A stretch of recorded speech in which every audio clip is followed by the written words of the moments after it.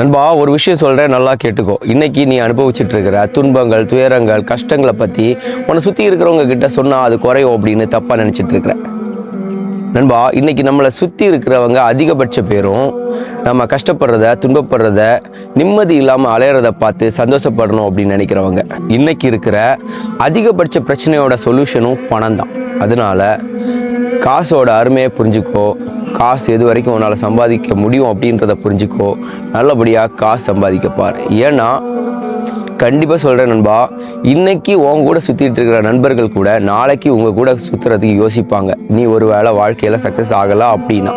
ஆமாம், சுற்றுவாங்க. அவங்களும் சக்ஸஸ் ஆகலாம் அப்படின்னா கண்டிப்பாக உங்கள் கூட சுற்றுவாங்க. அதுவே உங்களுக்கு முன்னாடி அவங்க வாழ்க்கையில் சக்ஸஸ் ஆகிட்டாங்க அப்படின்னா உங்களை ஓரளவுக்கு கழட்டி விடுறதுக்கு ட்ரை பண்ணிவிட்டு அவங்களுக்கு ஈக்குவலான ஃப்ரெண்ட்ஸை தேடுவாங்க. நண்பா, அனுபவத்தில் சொல்கிறேன், உனக்கு காசு, பணம், அந்தஸ்து இருந்தால் மட்டும்தான் உற்றார், உறவினர்கள், நண்பர்கள். ஏற்றுக்கிறது கொஞ்சம் கஷ்டமாக தான் இருக்கும். ஆனால் இப்போ ஏற்றுக்கல அப்படின்னா அனுபவத்தில் வரும்போது ஏற்றுக்குவேன். இதெல்லாம் யாருக்கிட்ட சொல்லிட்டேன்.